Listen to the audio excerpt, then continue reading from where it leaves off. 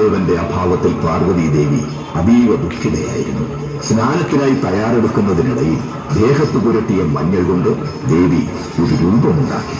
ആ രൂപത്തിന് മന്ത്രശക്തിയിലൂടെ ദേവി ജീവൻ നൽകി. അത് സുന്ദരനായ ഒരു ബാലകനായി മാറി. ആ ബാലകന് ദേവി വിനായകൻ എന്ന് പേരും നൽകി. സ്നാനത്തിനായി പോയ നേരം അമ്മയുടെ അനുവാദമില്ലാതെ ആരെയും അകത്തേക്ക് കടത്തിവിടരുതെന്ന് ഗണേശന് നിർദ്ദേശം നൽകി. ഈ സമയത്താണ് മഹാദേവൻ തിരികെ എത്തിയത്. വിനായകൻ മഹാദേവന്റെ വഴി തടഞ്ഞു. കോപാകുലനായ മഹാദേവൻ വിനായകന്റെ ശിരച്ഛേദം നടത്തി. മകന്റെ കരച്ചിൽ കേട്ട് ഓടിയെത്തിയ ദേവി വിനായകന്റെ രൂപം ദർശിച്ച് കോപാകുലയായി. ഭഗവാനോട് പുത്രന്റെ പുനർജീവനം ആവശ്യപ്പെട്ടു.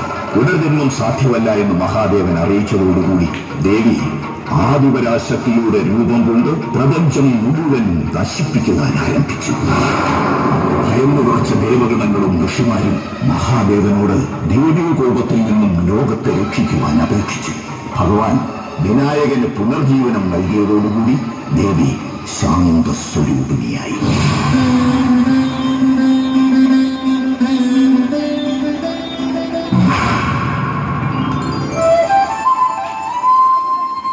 മകനെ വിനായക, അമ്മ സ്നാനത്തിനായി പോവുകയാണ്. നീ ആരെയും അകത്തേക്ക് കടത്തിവിടരുത്. അങ്ങനെ ആകട്ടെ അമ്മേ, ഞാൻ കാവൽ നിന്നുകൊള്ളാം.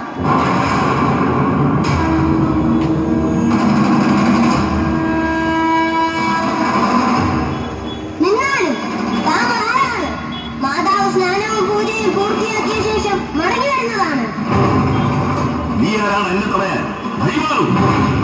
ഇല്ല, മാറില്ല.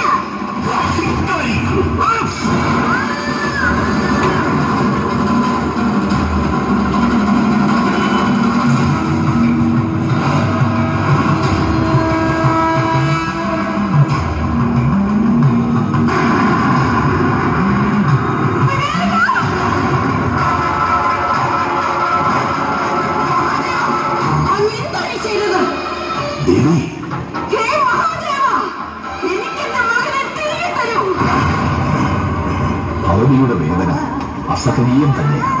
എന്നാൽ അവിടുത്തെ മാതൃത്വത്തിന്റെ വിജയത്തിനു വേണ്ടി മാത്രം സമസ്ത പ്രപഞ്ചത്തിന്റെയും പരാജയം അനുവദിക്കാൻ നമുക്ക് സാധ്യമല്ല. സൃഷ്ടിക്ക് വിപരീതമായി പ്രവർത്തിച്ച വിനായകന്റെ പുനർജീവനം അസാധ്യമാണ്. മാതൃത്വത്തിന്റെ വിലയെന്ന് സ്വാമിക്കറിയില്ലേ?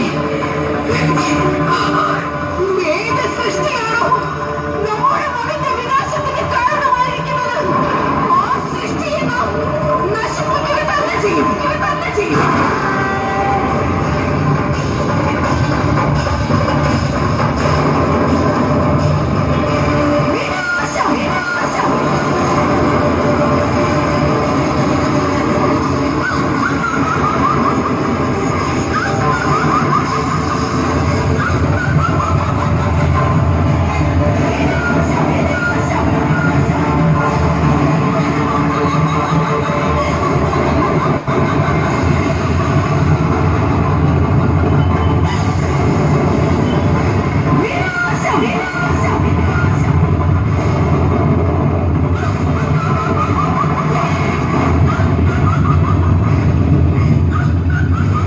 അല്ലയോ മഹാദേവ, ദേവിയുടെ കോപത്തിൽ നിന്നും ഈ പ്രപഞ്ചത്തെ രക്ഷിച്ചാൽ നന്ദി ദേവേന്ദ്രനോടൊപ്പം ഉത്തരദിശയിലേക്ക് പോകും. ആദ്യം കാണുന്ന ദേവിയുടെ ശിരസുമായി തിരികെ വരും.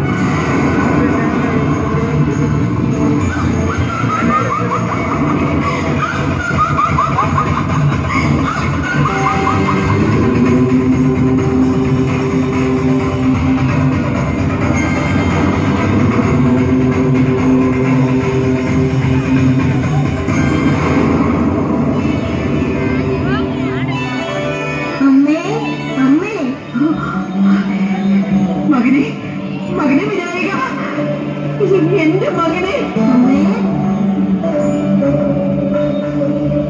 വിനായക, ഇന്നു മുതൽ നീ പാർവതിയുടെ മാത്രം പുത്രനല്ല, നമ്മുടെയും പുത്രനായി ഈ ലോകം നിന്നെ വാഴ്ത്തും.